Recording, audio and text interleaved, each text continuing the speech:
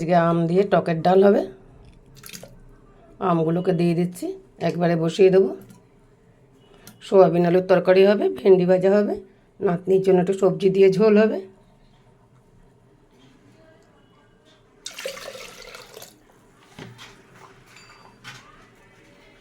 নুন হলুদ সব একবারে দিয়েই বসিয়ে দিচ্ছি আমি। সোয়াবিনটাকে সেদ্ধ বসিয়েছি, সোয়াবিনটা সেদ্ধ হয়ে গেছে, নামিয়ে দিলাম। ভেন্ডি ভাজার জন্য আমি কড়াইতে তেল দিয়ে দিচ্ছি।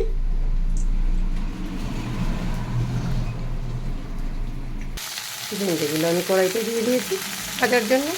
হাফ চামচ নুনও দিয়ে দিচ্ছি তার সঙ্গে। এদিকে ডালটাও সেদ্ধ হয়ে গেছে।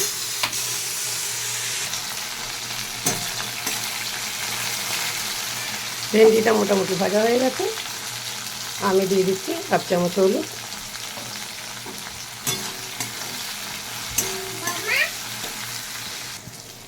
ভেন্ডি ভাজাটা হয়ে গেছে, আমি এখন এই নামিয়ে দেবো।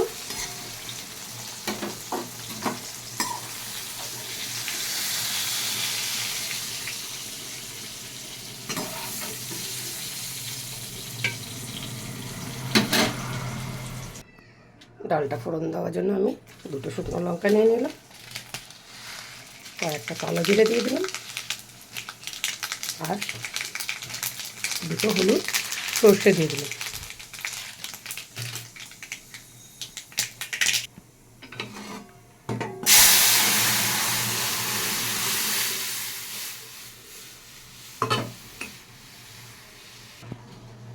এক চামচ মিষ্টি দিয়ে দিলাম।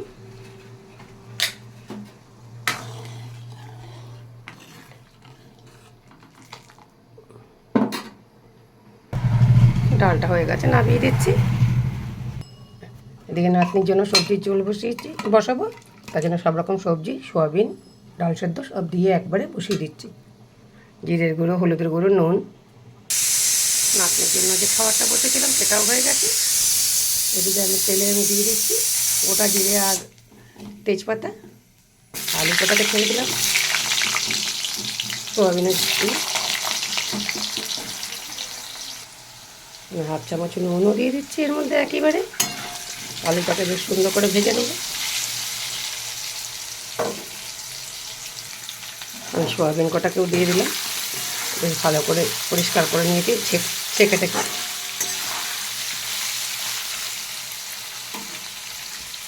আমি একটা মিডিয়াম সাইজের টমেটো দিয়ে দিলাম। এখানে এক চামচ লঙ্কার গুঁড়ো আছে, হাফ চামচ হলুদ, হাফ চামচ জিরের গুঁড়ো, অল্প একটু কাশ্মীরি লঙ্কার গুঁড়ো। আমি সব দিয়ে একটু ভিজিয়ে আমি এই মশলাটাই দিয়ে দিচ্ছি।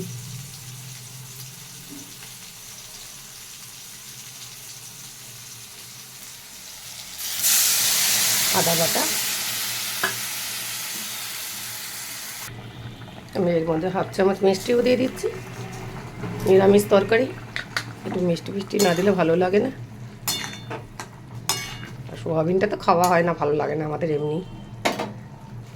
যাই হোক, ঢাকা দিয়ে দিচ্ছি। এদিকে তরকারিটা কষানো হয়ে গেছে, আমি দিয়ে দিচ্ছি জল।